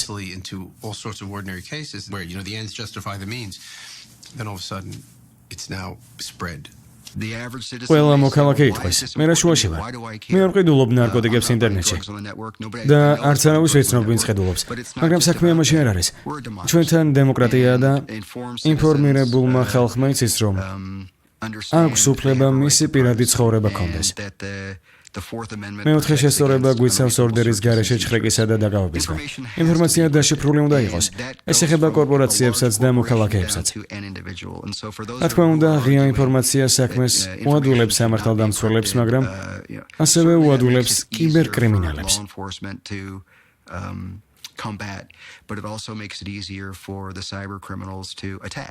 კრიმინალები და მსგავსი ადამიანები პირველ რიგში სწორედ მონაცემებს იყენებენ, მაგრამ ეს არ ნიშნავს, რომ მხოლოდ ისინი ხმარობენ მათ. ბევრი ჩემი ჟურნალისტი მეგობარი ერთმანეთს სტორის საშუალებით ესაუბრება. როდესაც ვიცით, რომ პროგრამას კრიმინალები იყენებენ, სხვები ვცდილობთ, რომ დემონიზირება გაუწიოთ მას.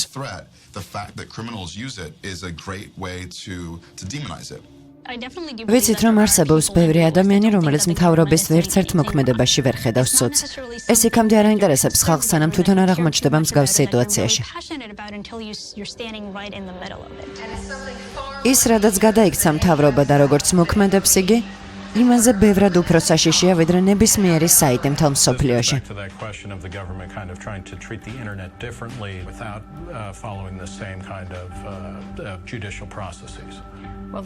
უზენაესმა სასამართლომ განაცხადა, რომ არ ეთანხმებოდა რაილის კალიფორნიის შტატის წინააღმდეგ უნებართვო ტელეფონის გაჩხრეკაში. ეს პრეცედენტი არ ღვევს ჩვენს უფლებებს. ვიღაცამ მას დაუსვა კითხვა, თუ როგორ შეიცვალა მისი პოლიტიკური შეხედულებები, რადგან ის სწორედ მის თვალწინ დაიმსხვრა. ტორე, ბიტკოინები, ნარკოვაჭრობა, ინტერნეტში ანონიმურობა. მას მოუწია ბევრი რამის შესწავლა, არა მხოლოდ ლეგალური სისტემის, არამედ ყველაფრის, რაც ტექნოლოგიებისა და ამ საქმის გარშემო ხდებოდა.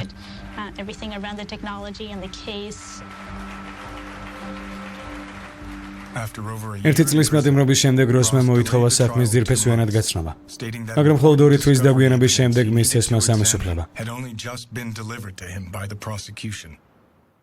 ფედერალურმა ბიურომ დაკეტა ყველაზე მძლავრი და პოპულარული ინტერნეტ ნარკოვაჭრობის საიტი, მაგრამ როგორც ჩანს, იგი აღზევებას ცდილობს. როსის დაკავებამ და Silk Road-ის დახურვამ ვერაფერი დააკლო ნარკოვაჭრობას ბნელ ქსელში.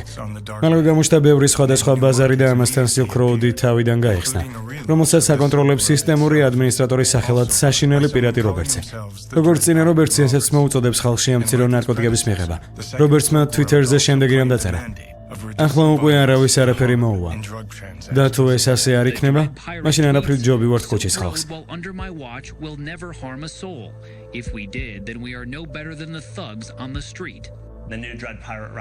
ახალმა რობერტსმა მითხრა, რომ ამას მთელი ცხოვრება ვერ გააკონტროლებდა და როდესაც ის წავა, აუცილებლად სხვა დაიკავებს მის ადგილს. შეიძლება ადამიანი მოკვეთო, მაგრამ იდეას ვერასდროს ვერ დაუშავებ ვერაფერს. სტატისტიკამ დაადასტურა, რომ პირველმა Silk Road-მა მიაღწია თავის საწადელს, რადგან ნარკოვაჭრობაში ძალადობა საგრძნობლად შემცირდა.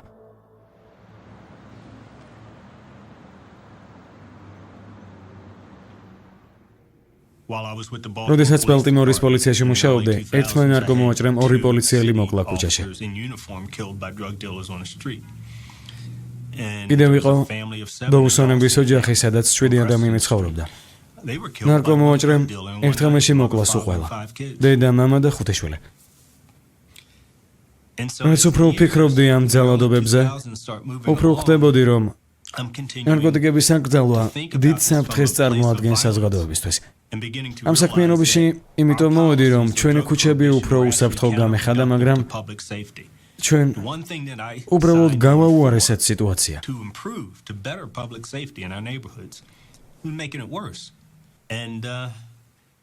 გამარკვია, რომ ბევრი პოლიციელი, მოსამართლე, გამომძიებელი, ნარკოტიკებთან ბრძოლის და ფედერალური აგენტები სწორედ ასე ფიქრობს. თუ ბალტიმორში ვაჭრობა ქუჩებიდან ინტერნეტში გადაინაცვლებს, წარმოგიდგენიათ, რამდენი დაპირისპირება აღარ იქნება და პროლობებიც როგორ შემცირდება? პირველ რიგში ეს გვაძლევს საშუალებას მყიდველი ბნელი ქუჩებიდან, გზაჯვარედინებიდან და კიდევ სხვა ათასის საშიში ადგილიდან მოვაშოროთ. ინტერნეტში საქონლის შეძენისას იგი ამანაც სახლში მიიღებს და ეს პრობლემა მოგვარებულია.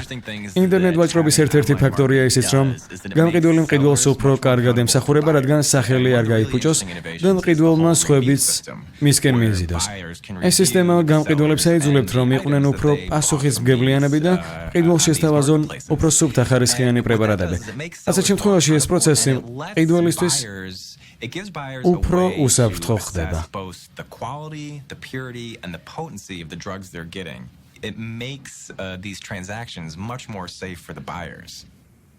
მაგრამ ჩვენ მოთხოვთ.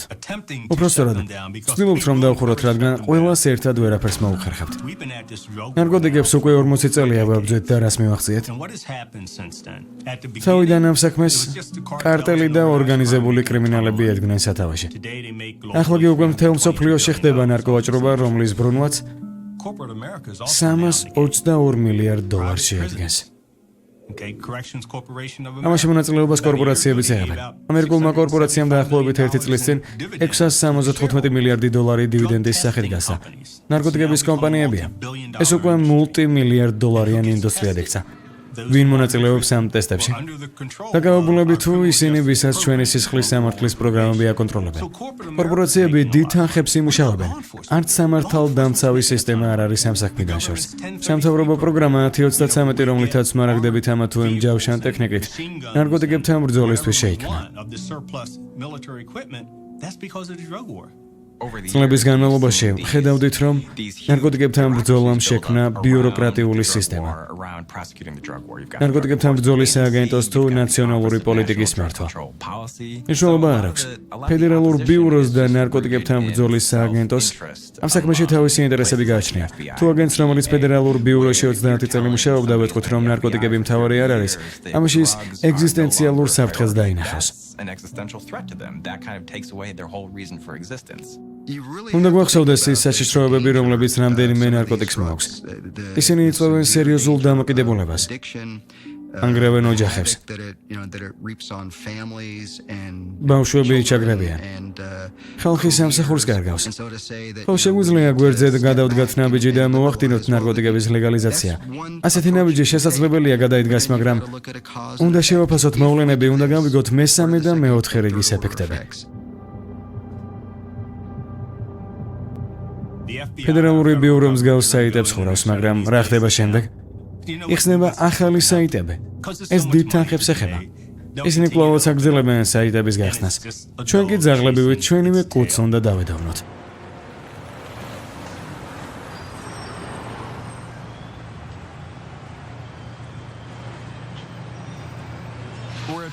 ჩვენ ერთი გუნდი ვართ. ამაზე დასაწყისიდან მემუშაობდით. ამ ყველაფერმა სწორედ ისე იმოქმედა ჩემზე, როგორც ლინჩზე. უბრალოდ მე არ მიწევს ჟურნალისტებთან გამოსვლა და ამ თემაზე საუბარი. ჩვენ ასე შევთანხმდით. ძალიან რთულია, როდესაც ჩვენთვის ახლო ადამიანი ციხეში ზის, მაგრამ ეს მედიის საკითხი ისინი შთაბეჭდილებებით გავსებენ. უკვე დიდი ხანია ვიცი, რომ პრესა ყველაფერს არ იძახეს. რომ იქ გადაკეთებული ვერსია. მე და ლენი ვცდილობთ ამას ხელი შევუშალოთ.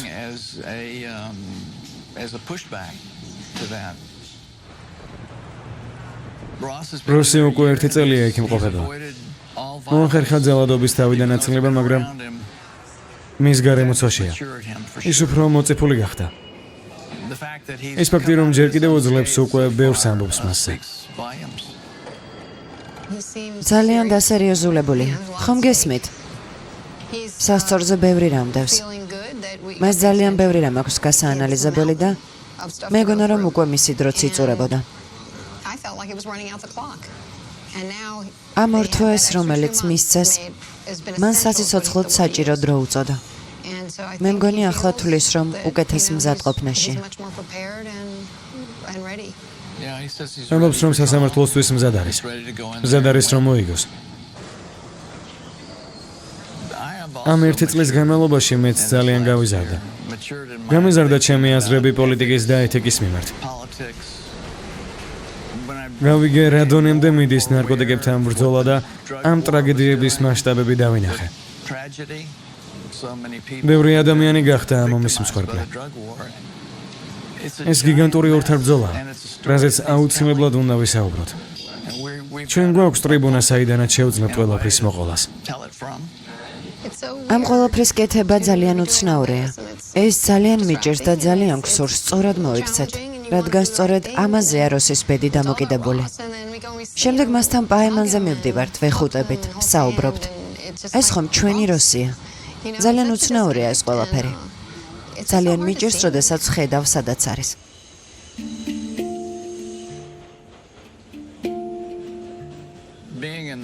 ციხეში ვიზიტი ძალიან ემოციური მომენტია.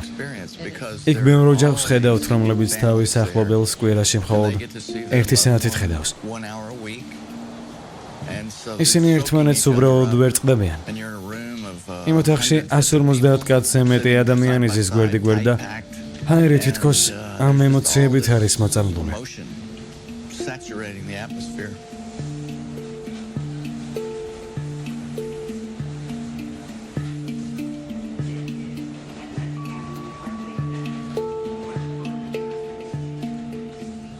დაგაობულები ჯგუფებად, რასების მიხედვით იყოფიან.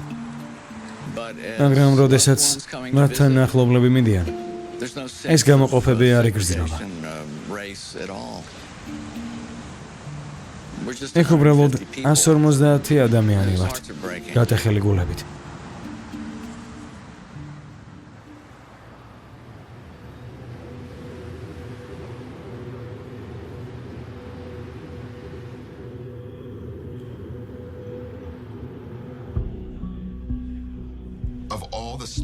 სნოუდენის ყველა გამჟღავნებიდან პერსპექტივაში ყველაზე სერიოზული დანაკარგი ექნება ინფორმაციას იმის შესახებ, რომ NSA განზრახ ასუსტებს დაშიფრვის სტანდარტებს.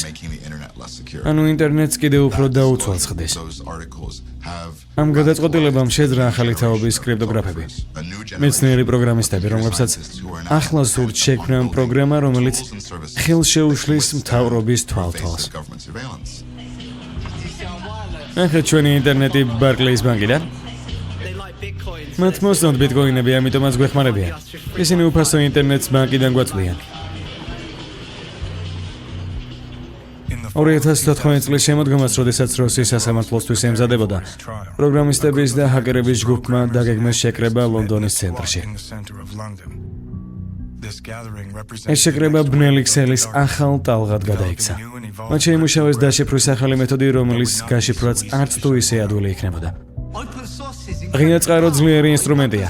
მისი დახმარებით შეიქმნა WikiLeaks-ი, Wikipedia, Linux-ი. მასზე მუშაობს მთელი ჩვენი ინფრასტრუქტურა, Firefox-ი, BitTorrent, Bitcoin-ი, მონაცემების დაშიფრვა.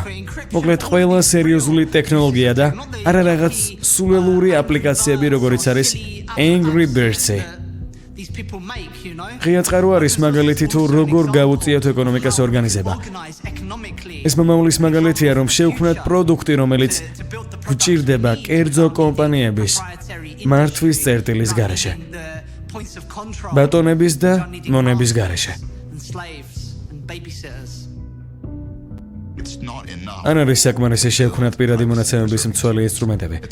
არ არის საკმარისი რევოლუციური კვლევები და ლამაზი დაშიფვრის შემუშავება. ისინი მომხმარებლებს უნდა გადავცეთ. ჩემი აზრით, პროგრამები, როგორიც არის Tor-ი, UTR-ი, PGP, როგორიც არის Bitcoin-ი, აუცილებლად იქნება პირდაპირ აპლიკაციებში ჩაშენებული და თქვენ უბრალოდ არც კი გეცოდინებათ ამის შესახებ. ჩვენ გვინდა დავეხმაროთ განცალკევებულ ადამიანს და დავიცვათ იგი. ჩვენ არ ვენდობით ცენტრალურ ორგანოებს. ჩვენ ინფორმაციის თავისუფლების გვიჯერა. თავიდან ჩვენ გვქონდა ცენტრალური ტერიტორია ნარკოვაჭრობისთვის, Silk Road-ი. სამართალდამცავებმა დახურეს იგი. ამის შემდეგ შეიქმნა ათობით მსგავსი ბაზარი. ეს თამაში ვითარეს. ერთს დახურავ და უამრავი გამოჩნდება. ახლა კი დგება ჟამი დეცენტრალიზებული ბაზრებისა, რომელსაც არც ერთი ოპერატორი და ადმინისტრატორი არ ეყოლება. ახლა რაღაც იზამენ. ისინი ისევ ისე მოიქცევიან. ფედერალები და ადგილობრივი სამსახურები მუშაობენ მცირე ქსელებზეც კი. ყოველ კვირაში სხვადასხვა დაკავებებს ახორციელებენ. 2014 წლის 6 ნოემბერს მთელი მსოფლიოს სამართალდამცავმა ორგანოებმა ჩაატარეს ოპერაცია ონიმუსი, რომლის შედეგადაც დაიხურა ასობით საიტები, მათ შორის Silk Road-ის ახალი ვერსიაც. კრიპტოგრაფებმა, ბრიუშნიერმა ერთხელ მითხრა, იცი, ამ კატათაგობანას თამაში თაგვები მოიგებენ, მაგრამ კატები კარგად გაწყებიან. მე მგონი ეს ზორი სიტყვები იყო. ეს თამაში ყოველთვის გაგრძელდება. ისინი ყოველთვის რეაგირებენ ჩვენ ქმედებებზე. ეს ნორმალურია. მაგრამ როდესაც ჩვენზე იმოქმედებენ, გონიათ რომ ახალი დაცვა ყავთ, რომელსაც ვერ დაძლებენ. გონიათ რომ ყოველთვის მოიგებენ. We just gotta sit there and pick at it and get around it again. We're always gonna win. We're always gonna win. არსებობს მიზეზი თუ რატომ იყო Silk Road-ი ასეთი ძლევამოსილი. ვიცი რომ ახლა კრიპტოგრაფები მუშაობენ ავტომატურ Silk Road-ზე, სადაც არც ერთი ადმინისტრატორი არ იქნება. ტექნიკურად ეს შესაძლებელია, თუმცა სპრ არ მინდა მას გმირი უწოდო. მას გმირს ვერ დაუძახებ, მაგრამ საშინელმა პირატმა რობერტსმა იცოდა თუ რაიდოს ასწორდა და მზად იყო წასულიყო იმაზე, რისი გაკეთებაც ბევრ ლიბერტარიანელს ეშინოდა. ის სერიოზულად ფიქრობდა იმაზე თუ რა იყო Silk Road-ი. სასამართლომდე სამი კვირით ადრე უეცრად დაიწყო საუბარი შეკვეთილი მკვლელობის შესახებ. პროკურორმა განაცხადა, რომ ამ ბრალდებების თანახმად დაცვის მხარეს არ მისცემდა უფლებას გაეგოთ თუ ვინ იყვნენ ბრალდების მხარის მოწმეები. დაცვის მხარემ განაცხადა, რომ მსგავსი განცხადებები და მოქმედებები დაცვის ქვეშ მყოფების უფლებებს არ ღვევდა. ამ საკითხის განსაწყვეტად კი მოსმენა დაინიშნა. მოსამართლემ თქვა, რომ რამდენიმე მოწმე დაცვის მხარესთვის უცნობი იქნებოდა და მხოლოდ სასამართლოს დროს გამჟღავნდებოდნენ. მისი თქმით, როს ციხიდანაც შეეძლო მათი შეშინება, ან თუნდაც მოკლა.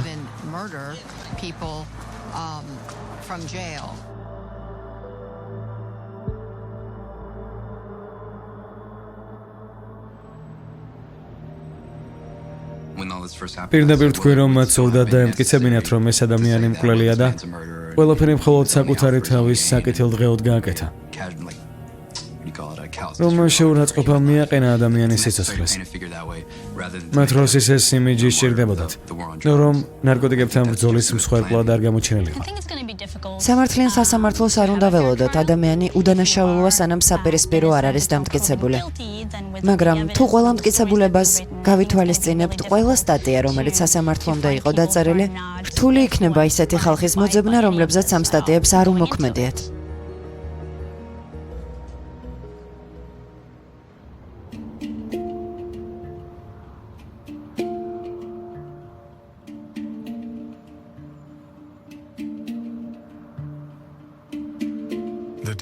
სასამართლოს წინა დღეს როსმა წერილობითი განცხადება გამომიგზავნა.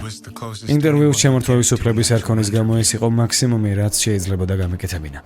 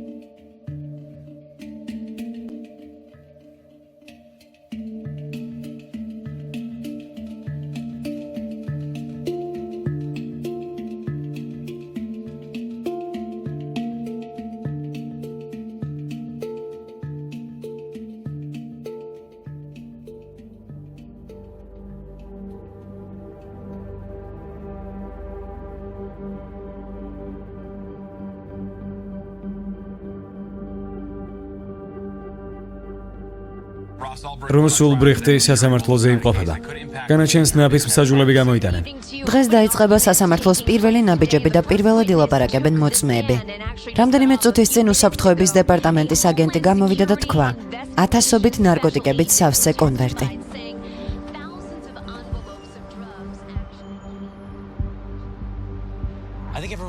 მე მგონი ყველა გაკვირვებული იყო, როდესაც როს ულდრიხტი და მისი ადვოკატები სასამართლოზე მივიდნენ და გარიგებას არ დათანხმდნენ. დღეს გასაგები გახდა თუ რატომ მოიქცნენ ასე. მათ მომზადეს საინტერესო ალტერნატიული ვერსია იმისა, თუ როგორ მოხდა ყველაფერი. ვრეიდელმა განაცხადა, რომ როსმა მართლაც შექმნა Silk Road-ი, რაც უკვე სერიოზული აღიარებაა, მაგრამ საიტის ნამდვილი მფლობელი, ეგრეთ წოდებული საშინელი პირატი მან დაუგო როს მახე. ეს თეორია აქამდე არ მომისმენია. ესე იგი, როსი არ იყო რობერტსი, მას უბრალოდ მახე დაუგეს. ეს არც თუ ისე ალოგიკურია, რადგან 2013 წელს ინტერვიუს დროს რობერტსმა მითხრა, რომ მას არ შეუქმნია Silk Road-ი, რომ ის შექმნელისგან გადმოეცა მას. ფედერალურმა ბიურომ განმეცხადა, რომ როს ულბრიხტი იტყუებოდა და თუ ეს ტყუილია, მაშინ მას გააჩნია ძალიან კარგი გათვლის უნარი. ეს უბრალოდ შესანიშნავი ჭადრაკის პარტია გამოდის. სასამართლოს პირველ დღეებში ბრალდების მხარემ განაცხადა, რომ როს გააჩნდა ჟურნალი თავის ლეპტოპში, სადაც აღწერილი ჰქონდა მისი საქმიანობები Silk Road-ში. ასევე გააჩნდა ბიტკოინები, რომელიც Silk Road-დან იყო მიღებული. დაცვის მხარემ განაცხადა, რომ როსი Silk Road-ის შექმნის შემდეგ წამოვიდა და ჟურნალი და ბიტკოინები მის ლეპტოპში მის დაუკითხავად იყო ჩატვირთული.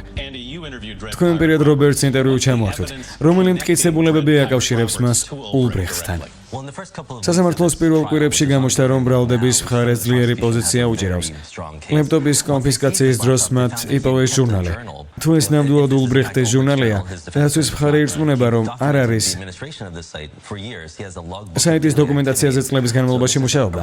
ეს სერიოზული მტკიცებულებებია. ულბრიხტს ძალიან გაუჭირდება მათი გაბათილება. ბნელ ინტერნეტში ამ ახალგაზრდა ყმაწულმა, როგორც ბრალდების მხარე ამბობს, შექმნა ნარკოვაჭრობის იმპერია. ორგანოებმა მისი დაკავება, გასამართლება და სრული სიმკაცრით დაასჯა გადაწყვეტას.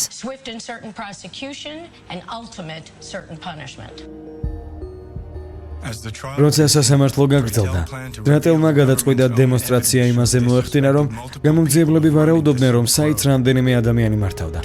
დაკითხვის დროს მან აგენტ დერ იეგიანს ათქმევინა, რომ დიდი ხნის განმავლობაში რობერტსი სულ სხვა პიროვნება ეგონა, რომლის დაკავების ორდერიც კი ჰქონდა მოთხოვნილი. ამ განცხადებას პროტესტი მოყვა. მოსამართლემ ბრალდების მხარე დაიჭირა. დრატელს კი აუკრძალა დაკითხვისას სხვა ეჭვმიტანილებზე საუბარი. დრატელმა გადაწყვიტა დაცვა ექსპერტების ჩვენებებით დაეწყო, რომ მათ აეხსნათ შიფრის და ბიტკოინის სირთულე, რომ ჟურნალი და ბიტკოინები როს არ ეკუთვნოდა. ბრალდების მხარემ გააპროტესტა ამ მოწმეების დაკითხვა, რადგან მათი დასკვნები არ იყო საჭირო ნაფის მსაჯულებისთვის. The prosecution objected to these witnesses, claiming they should have been made known earlier in the trial, and they were not necessary for the jury's understanding of the case. მოსამართლემ ისევ ბრალდების მხარე დაიჭირა და განაცხადა, რომ ამ საქმეში სპეციალური განათლება არ იყო საჭირო. ექსპერტების ჩვენებების გარეშე და თუნდაც იმის დემონსტრირების გარეშე, რომ მტკიცებულებების სხვა ეჭვმიტანლებისკენ მიუთითებს, დრეიტელი უძლური იყო. სასამართლო მეორე დღეს დასრულდა.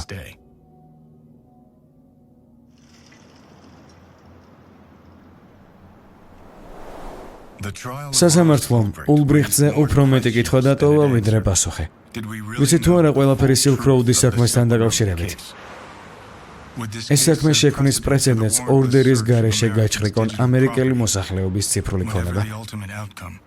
როგორც არ უნდა იყოს, ნათლად გამოჩნდა, რომ Silk Road-ის დაცემა არ იყო ისტორიის დასასრული. პირიქით, ის დასაწყისი აღმოჩნდა.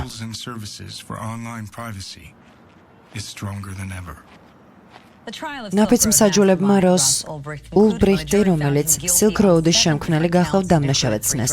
ბრალად ედება ნარკოტიკებით ვაჭრობა, სისტემების გადახვა, ფულის მითვისება და კრიმინალური ორგანიზაციის ჩამოყალიბება. ულბრიხტს მინიმუმ 30 წლიანი პატიმრობა ემუქრება, მაგრამ დაცვის მხარე აპელაციის შეტანას ფიქრობს.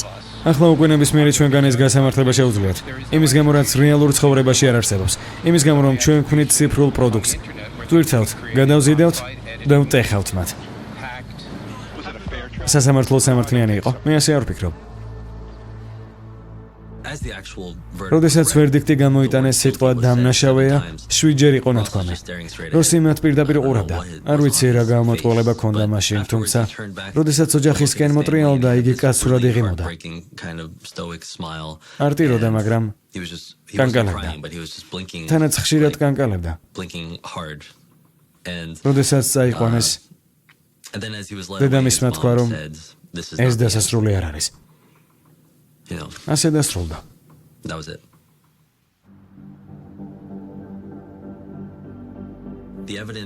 მტკიცებულებები ულბრიხტის წინააღმდეგ ძალიან სერიოზული იყო. დრეიტელის სტრატეგია ბრალდების ხარის მოწმეების დაკითხვაზე იყო აწყობილი. მას სურდა თავისი ვერსია მათივე სიტყვებით დაემტკიცებინა, მაგრამ როდესაც მოსამართლემ იგი ჩარჩოებში მოამწყდია, მას აღარ ჰქონდა შანსი, რომ სხვა ისტორია მოეყოლა. Initial questioning that really prevented him from telling any other story.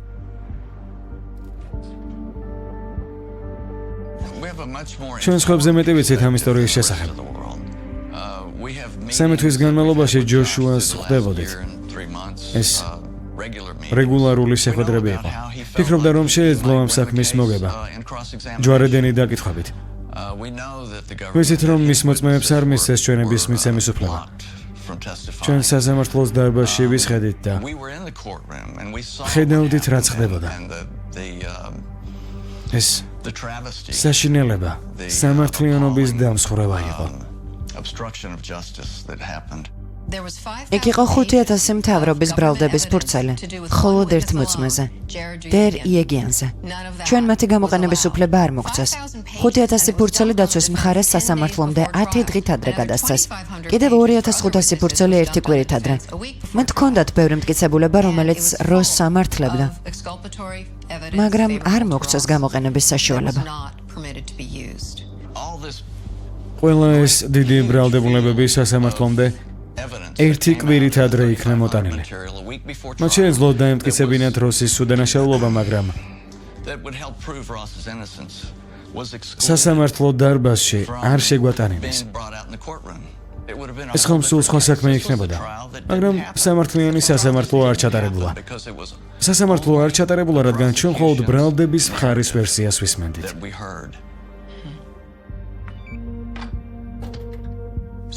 და რა მოხდა Silk Road-ის სერვერების გადახვის შესახებ? რა თქვეს ამაზე? აქამდე საქმე არც მისულა. ჩვენ ღია მოსმენამდეც კი ვერ მივედით, სადაც ფედერალურ ბიუროს აუცილებლად უნდა ეთქვა, თუ როგორ მოახერხეს ამის გაკეთება. ამის შემდეგ გადაწყდებოდა კანონიერად მოიქცნენ თუ არა. მე მგონი ეს ყველაზე დიდი გულისწყეტაა. კანონის მხრიდან რომ შევხედოთ. ამერიკულმა სამართალდამცავმა ორგანოებმა ორდერის გარეშე უცხოური სერვერი გატეხეს და პასუხიც კი არ მოთხოვეს. როგორ გადაიტანა როსმა ეს ყველაფერი? ის ძალიან მაგარი ბიჭია. მას თავი ძალიან კარგად უჭირავს. ამას მე ვერ შევძლებდი. არ ვიცი ასეთ სიტუაციაში რას მოვიმოქმედებდი.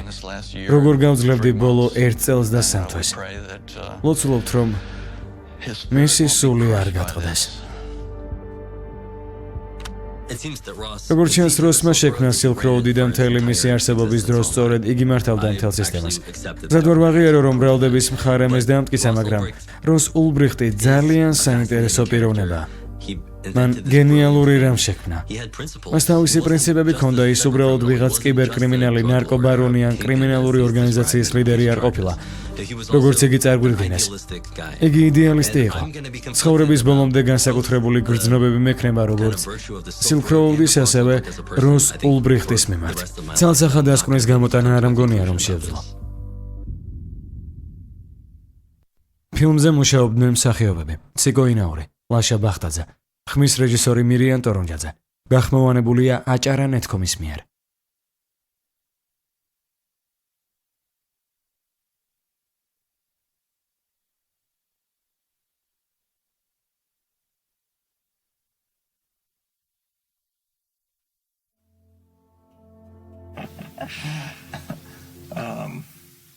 I don't know. You got any more questions, or should we wrap it up? Yeah, future outlook. What are you gonna do over the next 5 years? Like one sentence. I'm